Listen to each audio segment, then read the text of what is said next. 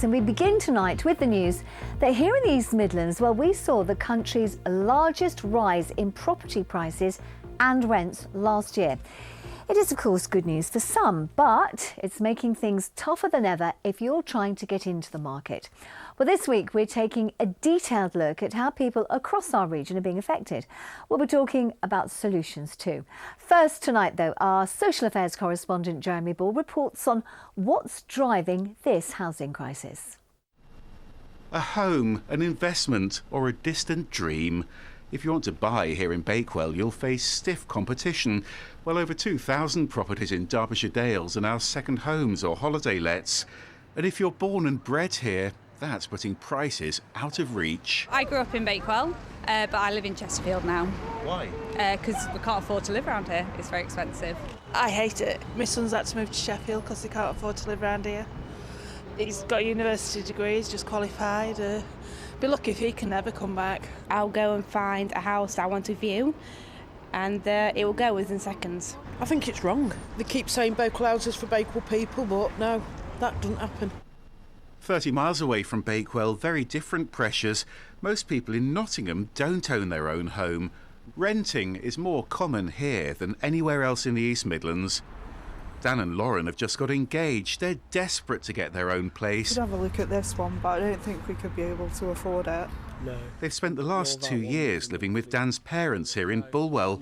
Dan spent even longer on the list for a council house. It's so tough. Obviously, we love our parents, but we want a place of our own for independence. Yeah, so a lot of the properties that are on the market are like £550 to £600 per calendar month, and when you add into all the different bills and stuff, utility payments, it's just not affordable at all. Most of them are student properties or shared accommodation, which isn't ideal for us. Presumably you're not high up the council list because you've got somewhere to stay with your parents. Yes, maybe the more beneficial thing would be for my parents to kick me out and make me homeless, but they love me so much that they're not going to do that, but I presume that would increase my chances of getting a house, which is shocking. So I've got 6 young tenants in here and I've made this kitchen bigger. But listen to Andy, who rents student house shares down the road near Loughborough. We've put a lot of things in here to try and make it feel more homely. He says landlords are being squeezed too. Over the last 12 months, we've had to raise rents between 10 to 15%, and that's to keep up with the cost of inflation, the cost of maintenance, labour and materials. Those costs have all gone up significantly. The cost of bills in some properties has almost doubled. I pay the bills for a lot of my tenants to make it easier and more inclusive for them. We've had to do it to protect our business. I do know people, landlords, that have not been able to keep it profitable. And those rising private rents are having a knock-on effect for councils.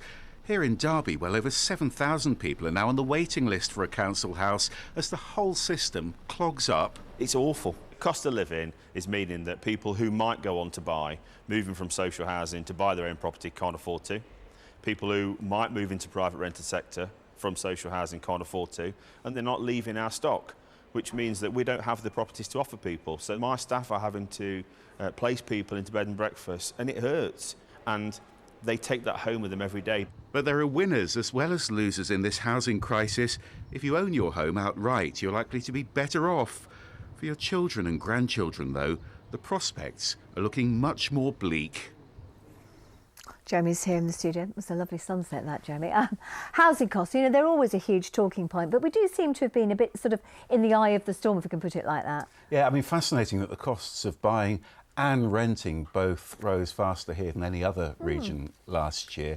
Those are new figures from the Office for National Statistics, and we can show you the details here. If you're buying a house, well, it went up by 12.3% on average in 2022, taking the average cost of a house above £250,000. Renting, that went up by 5%, really squeezing people on lower incomes because it's getting harder to find a tenancy that's covered by housing benefit. And so we're hearing now about more people falling behind on payments and more people being threatened with eviction, especially in places like Nottingham. And why is there so much pressure then on tenancies? Well, it's partly a shortage of cheap social housing across the East Midlands. I'm told, Anne, that in the last decade, 14,000 council houses have been sold off in this region under right to buy. That, though, is just one of several factors which are putting the whole system under pressure. Here's the big picture from East Midlands councils.